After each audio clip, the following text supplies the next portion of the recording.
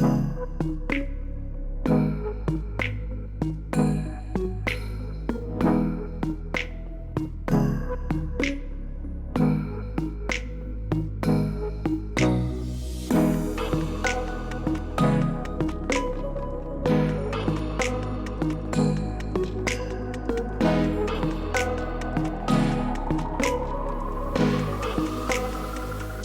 is up, guys? My name is Lex. I've been in Vegas now for the World Series of Poker around 10 days, and it's been a swingy trip so far with some big wins and some big losses. And as of now, I'm up around $4,000 on the trip, hoping to make that more after today's session.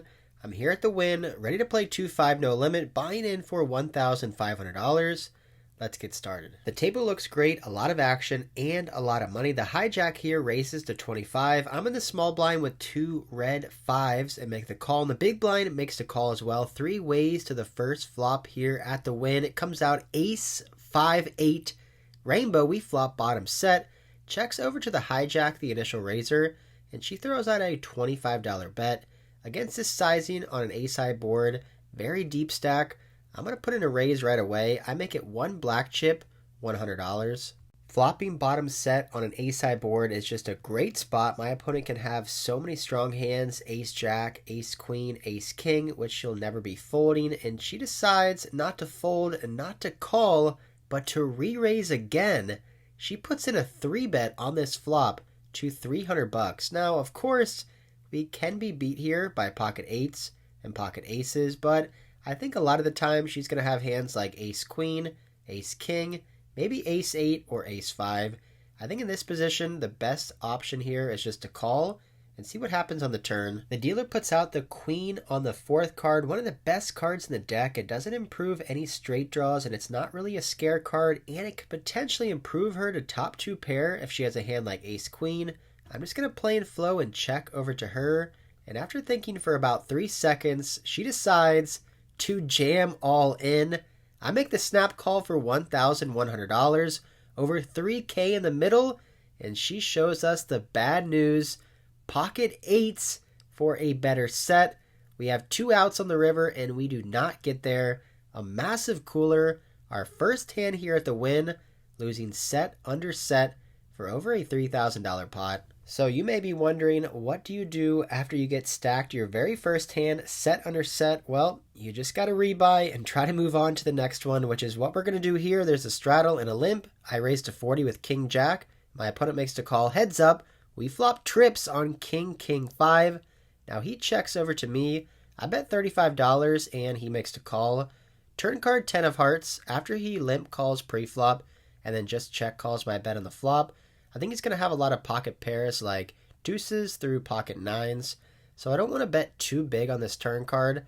I want to keep him in there with all of his pocket pairs, maybe ace-high hands, weaker kings. I bet $50 and he makes a pretty quick call again. Going here to the river, which is a 3, seems like a total brick to me. I'm looking to size up on this river until my opponent leads into me for a $115 bet. Before I go over my thought process and what I decided to do, I want you guys to think what you would do in this situation. Let's say you're facing a $115 lead on the river with trip kings with a jack kicker, and your opponent has $500 behind. Would you call, or would you raise? Would you fold, or would you go all in? I'm kind of interested what you guys would do here. So pause the video, think about what you would do, put it down in the comments below. Now that you're back, I'll let you guys know what was going through my head. So if I raise on this river, I have to be able to get called by a worse hand. And this particular player had been playing pretty snug pre-flop. He only bought in for $500, so we can assume this game is probably pretty big for him. So I don't think he's really limp calling with weaker kings like king 6, king 7, or king 8, or king 9. I think a lot of the time he's going to have king 10 plus that he limp calls pre-flop with. He could have pocket 5s. It's possible he could have king 10 or pocket 10s and maybe even pocket 3s. So against this player who seems to be playing pretty tight, not really getting out of line, I don't think this lead is ever a bluff. I decide to just call, and it's a good thing we do. He shows us pocket 3s for a 2-outer full house on the river, and just like that, We are getting crushed so far. Super unlucky in the first half an hour of our session. Two very unlucky hands back to back to put us in the hole over $2,000, but there's really nothing I could have done in both of those hands. I didn't play them wrong or play them bad, so just got to move on and try to hopefully run better. The good thing is I have found a very good table here in Vegas. There's multiple players with over $2,000 in their stack and a couple players playing over 50% of hands, including my opponent here on the right. He has been raising a ton of hands since he sat down, and in this one he makes it $40. I 3-bet next to act with pocket kings to 125. The button straddle folds. The action's back over now in the small blind, who is a nice woman with over $2,000 in front of her. She makes a cold call, and the hijack player makes a fold. So we're going heads up here to the flop. 3, 2, 2, one of the best boards you can get with pocket kings and a 3-bet pot in position. Now, of course, we could be losing here to pocket aces, pocket threes, or a hand like ace deuce, and it really wouldn't surprise me if she had one of those hands the way I've been running the session, but we cannot be afraid of monsters under the bed. The action's on her, and she decides to lead into me for a $30 bet.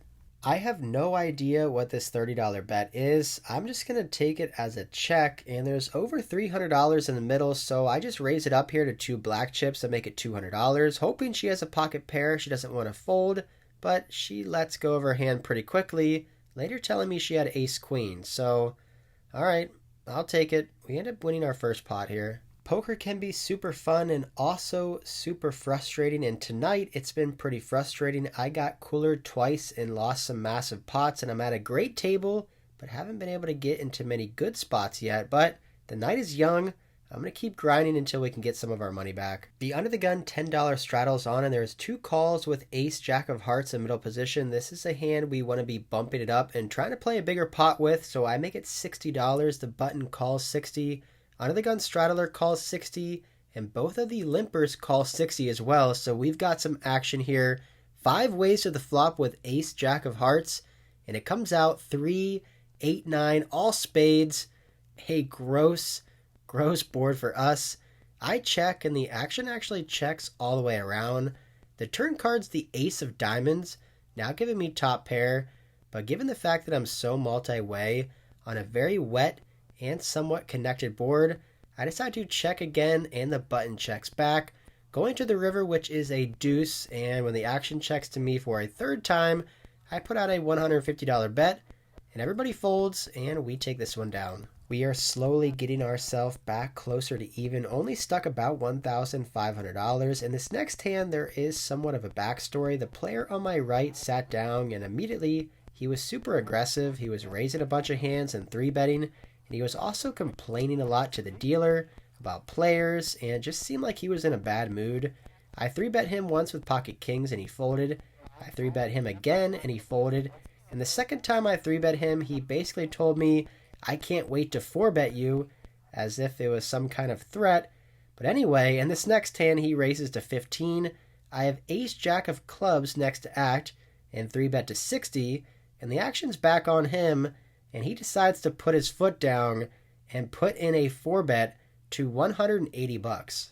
He has roughly $600 behind after this $180 raise. Now against a lot of Vegas players, facing a 4-bet out of position, ace jack of clubs is just one of those hands where you're going to have to let it go. But against this particular guy with our history, after him telling me he can't wait to 4-bet me, I feel like he could have a wider range of hands here. This just kind of felt like a leveling war. I didn't feel like he was too strong here. He only has $600 behind. Ace jack of clubs is such a pretty hand, and I'm down over $1,000. Let's gamble. I decide to 5-bet jam for the rest of his stack, and he snap folds. So that's pretty good. We end up taking this one down with ace high. About an hour goes by, not any interesting hands come up until this one. Under the gun limps for $5. Middle position makes it 20. I have ace jack offsuit in the big blind, a close spot between calling and re-raising. This time I decide to call, and under the gun limper makes the call as well. 3 ways to a board of 8, 8, 7, 2 hearts, 1 club. Not the worst board, not the best board for us. I check. Under the gun checks, and middle position player who raised pre-flop checks behind. Turn 3 of clubs, I check again. Under the gun checks, and now middle position player who raised pre-flop throws out $35, and immediately I just felt like he was bluffing here. His hand doesn't make too much sense. He most likely would have bet the flop if he had an overpair, a flush draw, or a straight draw, so I feel like he's just doing this with air, trying to take down the pot.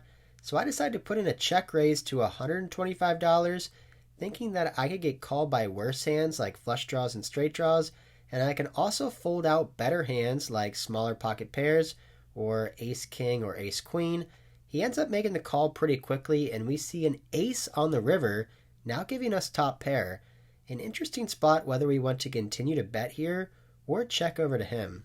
My raise on the flop, I was representing full houses, trips, and bluffs. So on this river card, I probably wouldn't be bluffing very often if I did have a missed straight draw or flush draw.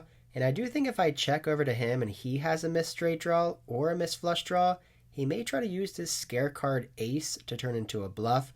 So ultimately, I decide to check over to him. He instantly checks back and shows ace king for top pair, top kicker, which is a sick river for us. And I'm just glad he did not bet there because I was calling basically any bet he would make, and he ends up taking this one down. Just about an orbit or so later, the same opponent from that last hand races to $15 in the cutoff over a limp, and last time he made it 20 with ace king, so we can assume he doesn't have that strong of a hand. So with king queen of spades in the big blind, I elect to go with a 3-bet here. I make it $75. Back over to the cutoff. He makes the call. Heads up to jack, 7-5, 2 hearts. I see bet 100, and he calls. Turn card queen of hearts, now giving us top pair, but the flush gets there. I continue for 200, and he eventually makes the call again. The river card's the deuce of spades. I'm going to go with a bet fold strategy here. I want to bet the river for value to get called by a jack X, a weaker queen, or an unbelieving pocket pair below the jack. And if he raises me, I'll just fold my hand. I throw out 300, and after tanking for a while, he folds and we win.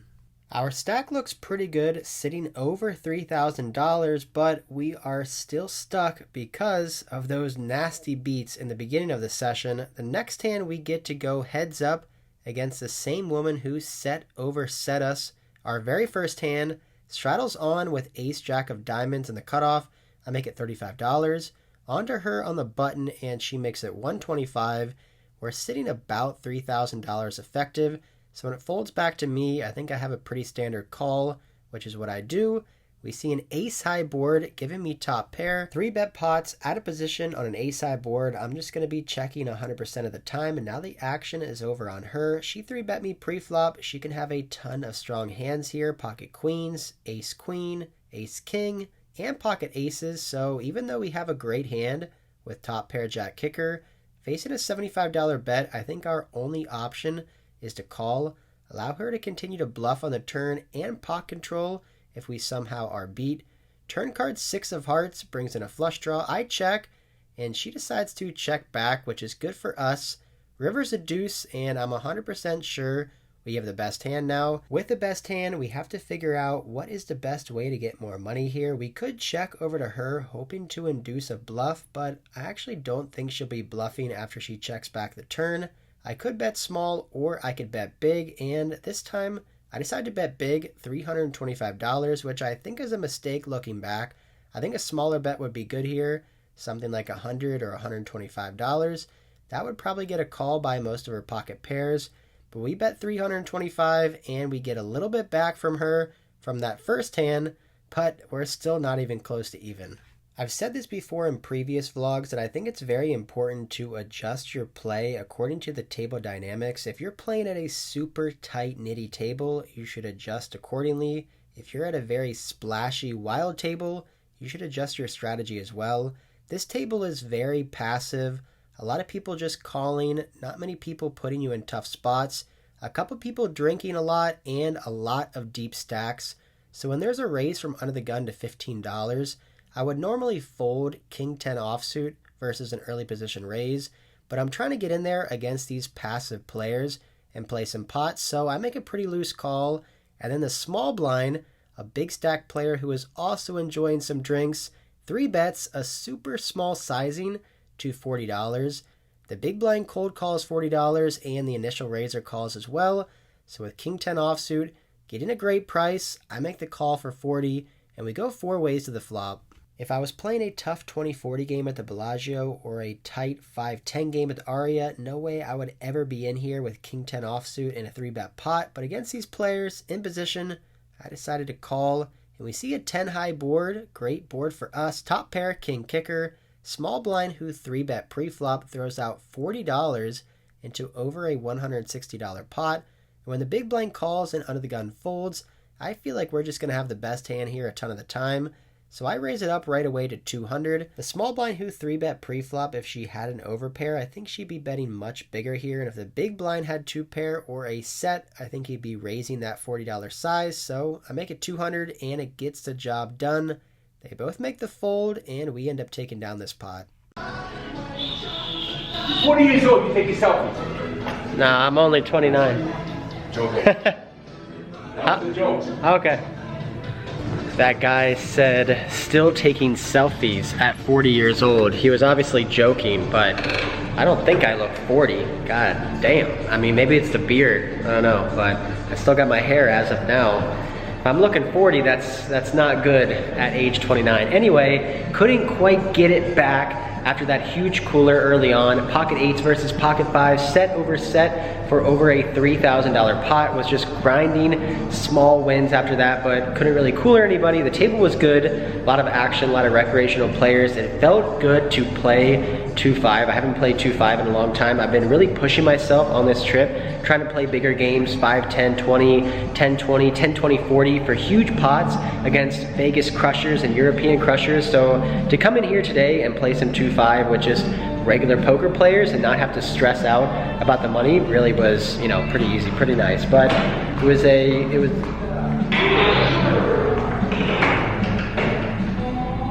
But overall, it was a good session, even though we ended up losing around $900. Hope you guys enjoyed this one. Subscribe to the channel, more videos just like this every single week. All right, until next time, I'll see you.